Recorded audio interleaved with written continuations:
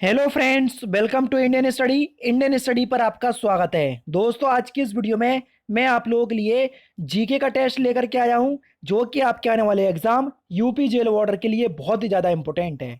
Video को and तक जरूर देखिएगा, क्योंकि लास्ट में मैं आपसे एक क्वेश्चन भी पूछूंगा और उसका आंसर आपको कमेंट बॉक्स में बताना होगा। साथ ही साथ इस वीडियो की पीडीएफ डिस्क्रिप्शन में टेलीग्राम चैनल का लिंक दिया हुआ है, वहां से आप प्राप्त कर सकते हैं। दोस्तों, एक चीज आपको बता दूं, आज हो गया है आपका 19 अक्टूबर, यानी कि आज से बिल्कुल 2 महीने का समय आप लोगों के पास बचा हुआ है। मैं तो आपसे यही कहता हूं कि आप लोग केवल और केवल 45 डेज लेकर के चलें, क्योंकि एंड के जो 15 दिन है उसमें मैं आप लोगों को ऐसे टॉपिक करवाऊंगा जो गोल्डन टॉपिक होते हैं आपके एग्जाम की दृष्टि से, जहां से क्वेश्चंस आता ही आता है। तो वो 15 दिन मैं आप लोगों के वहां ले लूंगा।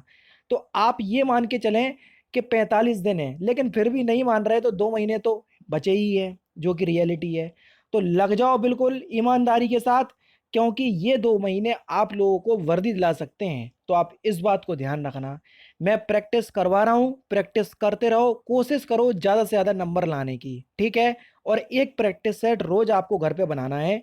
मैं आपको 50 बार बोल चुका हूँ, एक बार फिर बोल रहा हूँ, ठीक है। तो चलिए स्टार्ट करते हैं। देखते हैं पहला क्वेश्चन, मानव द्वारा सर्वप्रथम किस धातु का प्रयोग किया गया था।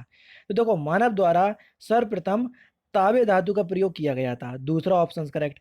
धातुओं के उपयोग का जो युग है वो नवपाषाण युग के अंत में शुरू हुआ।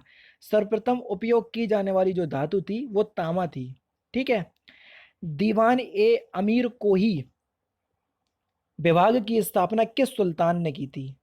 तो आपका सही आंसर हो जाएगा मोहम्मद मोहम्मद बिन तुगलक। पहला ही ऑप्शन जो हो जाएगा वो आपका बिल्कुल क्या हो जाएगा, करेक्ट हो जाएगा। ये जो आपका शासक था मोहम्मद बिन तुगलक, इसको बुद्धिमान मूर्ख शासक कह के पुकारा जाता था, क्योंकि इस बेचारे ने जो भी काम किए वो उसमें असफल रहा। लेकिन इसकी जो काम करने की जो दृष्टि थी वो अच्छी थी, दूरदृष्टि अच्छी थी, कि उसका जो अ, लगभग जो आप लोगों को प्रॉफिट मिलेगा आगे चल के वो ज़्यादा मिलेगा। लेकिन इसके टाइम पे अगर बेचारे ने कृषि की, तो कृषि में जो अकाल पड़ गया, तो हर जिस क्षेत्र में इसने हाथ डाला उसी क्षेत्र में इसको असफलता देखने को मिली। इसी कारण इतिहासकार ने इसे बुद्धिमान मूर्ख शासक कह करके पुकारा। किस शासक की मंत्री परिषद को अष्ट प्रधान की संज्ञा दी गई। देखो, एक होते हैं अष्ट प्रधान और एक होते हैं अष्ट दिग्गज, तो दोनों ही बता रहा हूं मैं।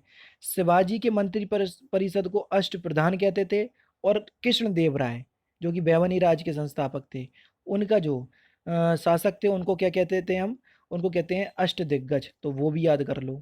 सती प्रथा का अंत तथा ठगी प्रथा को समाप्त करने का श्रेय किसे दिया जाता है। तो ये किसे दिया जाता है, लॉर्ड विलियम बेंकेट को। चौथा ऑप्शन करेक्ट। राज हड़प नीति निम्नलिखित में से किसके द्वारा लागू की गई। डॉक्ट्रिन्स ऑफ लेप्स कभी कभी लिख करके आ जाता है, तो किसके द्वारा, डलहौजी के द्वारा। मुद्रा राक्षस नामक पुस्तक के लेखक कौन है। इंपॉर्टेंट है, आराम से बता सकते हैं। तो मुद्रा राक्षस नामक पुस्तक के लेखक है विशाख दत्त। पहला option correct.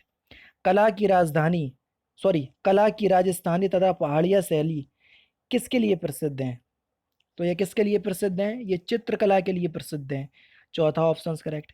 Most important questions, Yamini Krishnamurthy किस नृत्य शैली के लिए विख्यात हैं। यामिनी कृष्ण मूर्ति, तो ये भरतनाट्यम करती हैं। तीसरा ऑप्शन बिल्कुल करेक्ट। लंदन किस नदी के किनारे स्थित है। इंपॉर्टेंट और सिंपल क्वेश्चंस। तो लंदन जो है ये टेम्स नदी के किनारे स्थित है। दूसरा ऑप्शन बिल्कुल करेक्ट हो जाएगा। भारतीय मानक समय आधारित है। तो भारतीय मानक समय जो है वो 82.5 डिग्री पूर्वी देशांतर पर आधारित है, यानी कि इस क्वेश्चंस का। तो यहाँ पर बच्चों आपका चौथा ऑप्शन करेक्ट होगा, लेकिन यहाँ पश्चिम देशांतर लिखा है, ये गलत लिखा हुआ है। इसको आप पूर्वी देशांतर कर लो, ठीक है ना, यानी कि पश्चिम की जगह पूर्वी कर लो, क्योंकि ये गलत है। अब भारत का नक्शा ही आप उठा करके देख लोगे, ये भारत का नक्शा हो गया, सपोज करो ये भारत का नक्शा हो गया, ठीक है। अब यहाँ से गुजरता है। अब ये बताओ, पश्चिम तो अगर 20 से लोगे ये हो गया, ये पूर्व हो गया। कितने राज्यों से गुजरती है, 5 राज्यों से गुजरती है। 82.5 डिग्री पूर्वी देशांतर। कौन कौन से राज्य हैं, तो मैं उत्तर प्रदेश, मध्य प्रदेश, छत्तीसगढ़, उड़ीसा, आंध्र प्रदेश। अब आप खुद देख लो कि आंध्र प्रदेश तो यहाँ पर पड़ रहा, तो पश्चिमी तो हो ही नहीं सकता, तो ये पूर्वी देशांतर पर आधारित है। इलाहाबाद के नैनी से इसका समय लिया गया है, ठीक है ना। 82.5 डिग्री पूर्वी देशांतर, तो पश्चिम की जगह पूर्व कर लेना, बार बार कह रहा हूँ, ठीक है। तो फिलहाल चौथा ऑप्शन करेक्ट होगा।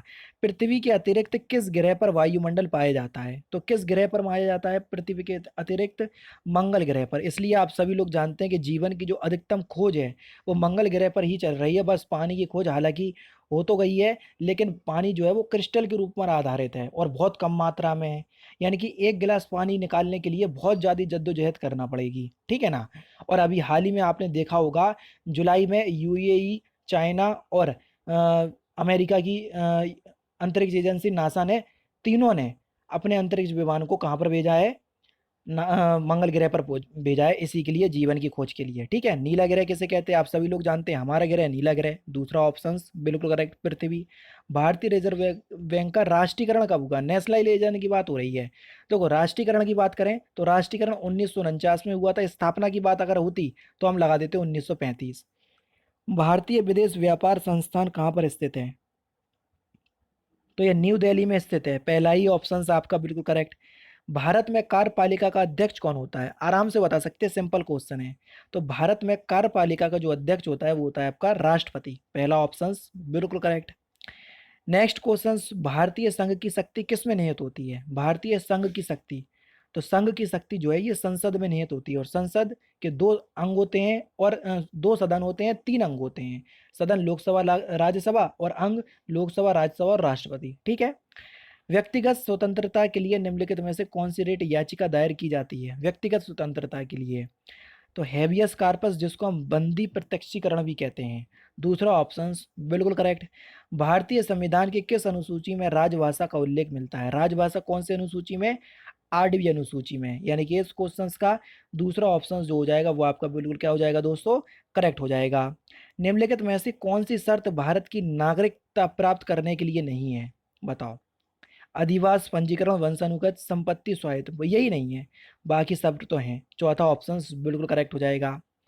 नेक्स्ट क्वेश्चन से आपका कि विंग्स ऑफ फायर किसकी आत्मकथा है? बहुत इंपॉर्टेंट क्वेश्चन है, तो किसकी है? एपीजे अब्दुल कलाम। चौथा ऑप्शन बिल्कुल करेक्ट। निम्नलिखित में से किस एक में सर्वोच्च विशिष्ट ऊष्ममान होता है? सबसे ज्यादा ऊष्ममान किसका होगा? निम्नलिखित में से बताना है इन चारों में से। तो होगा आपका जल का। यानी कि इस क्वेश्चन का चौथा ऑप्शन जो है वो आपका बिल्कुल क्या हो जाएगा? करेक्ट हो जाएगा। निम्नलिखित में से जल जनित रोग कौन सा है? जल जनित रोग जो दूषित जल से होता है, हैजा। हैजा जो है ये दूषित जल से होने वाला रोग है। दूसरा ऑप्शन आपका बिल्कुल करेक्ट हो जाएगा। ट्रांसफॉर्मर किससे काम करता है? ट्रांसफॉर्मर, तो ट्रांसफॉर्मर जो है वो केवल और केवल प्रत्यावर्ती धारा पर काम करता है। पहला ऑप्शन बिल्कुल करेक्ट। उत्तर प्रदेश में से उत्तर प्रदेश में निम्नलिखित में से किसी विश्वविद्यालय का स्तर प्राप्त नहीं है? जल्दी बताओ। दयालवाल एजुकेशन इंस्टीट्यूट आगरा हैगा, आयुर्वेद कॉलेज फैजाबाद, बस यही नहीं है। दूसरा ऑप्शन जो हो जाएगा वो आपका बिल्कुल क्या हो जाएगा? करेक्ट हो जाएगा। उत्तर प्रदेश के किस आर्थिक क्षेत्र में सर्वाधिक महिला साक्षरता है? तो किस आर्थिक क्षेत्र में है? तो आपका सही आंसर हो जाएगा केंद्रीय क्षेत्र में। पहला ऑप्शन करेक्ट। अगर जिले की बात करें 2011 की जनगणना के अनुसार कि उत्तर प्रदेश के किस जिले में सबसे ज्यादा महिला साक्षरता है, तो वह आपका कानपुर, तो वो भी याद कर लो। बागों का शहर नाम से उत्तर प्रदेश का कौन सा शहर प्रसिद्ध है? बागों का शहर, तो कौन सा शहर प्रसिद्ध है? लखनऊ। पहला ही ऑप्शन आपका बिल्कुल करेक्ट हो जाएगा। उर्दू कवि मिर्जा गालिब तथा संगीत उस्ताद फैयाज खां का जन्म स्थान कौन सा है? मोस्ट इंपोर्टेंट क्वेश्चंस, और ऐसे क्वेश्चंस यूपी पुलिस कांस्टेबल में बहुत ज़्यादा पूछे गए थे, आप सभी को याद होगा। तो आपका सही आंसर हो जाएगा आगरा। दूसरा ऑप्शन यहाँ भी बिल्कुल करेक्ट हो जाएगा। उत्तर प्रदेश के किस आर्थिक क्षेत्र में सर्वाधिक जनसंख्या निवास करती है? जल्दी बताओ। तो कौन से क्षेत्र में सबसे ज्यादा जनसंख्या निवास करती है? पूर्वी क्षेत्र में। यानी कि इस क्वेश्चन का भी दूसरा ऑप्शन आपका बिल्कुल करेक्ट हो जाएगा दोस्तों। उत्तर प्रदेश में द्विसदनीय व्यवस्था है, ठीक है, जिसमें एक तो विधानसभा है, तो दूसरी कौन सी है? अरे द्विसदनीय का मतलब ही होती है एक विधानसभा और दूसरी विधान परिषद। यानी कि इस क्वेश्चन का दूसरा ऑप्शन जो है वो आपका बिल्कुल क्या हो जाएगा? करेक्ट हो जाएगा। और विधान परिषद आर्टिकल नंबर कौन से आर्टिकल में है? 169 में, वो भी याद कर लो। खाद्य श्रृंखला से अभिप्राय है इनमें से किसके द्वारा ऊर्जा अंतरण होती है? एक नए जीव से दूसरे जीव की ओर। यानी कि इस क्वेश्चन का तीसरा ऑप्शन आपका बिल्कुल क्या होगा? करेक्ट होगा। ऊर्जा के किस रूप से प्रदूषण की समस्या नहीं होती है, जल्दी बताओ। आप सभी लोग जानते हैं सौर ऊर्जा से प्रदूषण होता ही नहीं है, और इसलिए जो अब ग्लोबल वार्मिंग की वजह से आप सभी लोग देख रहे होंगे बड़ी बड़ी जो कंपनियां हैं इसी को ही सबसे ज़्यादा प्रोत्साहित कर रही हैं सौर ऊर्जा को, ठीक है ना। और अभी माइक्रोसॉफ्ट ने तो 2050 तक लक्ष्य भी रखा है कि कम से कम कार्बन का उत्पादन करना, ठीक है। बाढ़ को रोका जा सकता है कैसे? बाढ़ को अगर आपको रोकना है तो क्या करेंगे आप? स्थल को ढालदार बनाकर रोक सकते हैं, जल आवरण को हटाकर रोक सकते हैं, वनों को काटकर। बाढ़ को रोका जा सकता है वनों को काट कर नहीं भैया, नदियों पर बांध बनाकर तथा वृक्ष, ये बिल्कुल ठीक है। चौथा ऑप्शन सबसे ज्यादा सूटेबल है, वृक्षारोपण कर कर और नदियों पर बांध बनाकर। वह संविधान संशोधन जिसके अनुसार जीएसटी पारित हुआ था, तो कौन सा संविधान संशोधन है, जल्दी बताओ। तो 101वां संविधान संशोधन है, यानी कि इस क्वेश्चन का पहला ऑप्शन आपका बिल्कुल करेक्ट। भारत में 8 नवंबर 2016 को किन दो नोटों का विमुद्रीकरण किया गया था? ये डेट याद कर लो क्योंकि बहुत इंपॉर्टेंट है। ये तो आप सभी लोग जानते हैं कि 500 और 1000 के नोटों का विमुद्रीकरण किया गया था, उनकी जगह नए 500 के नोट आए और नए 2000 के नोट आए, ठीक है।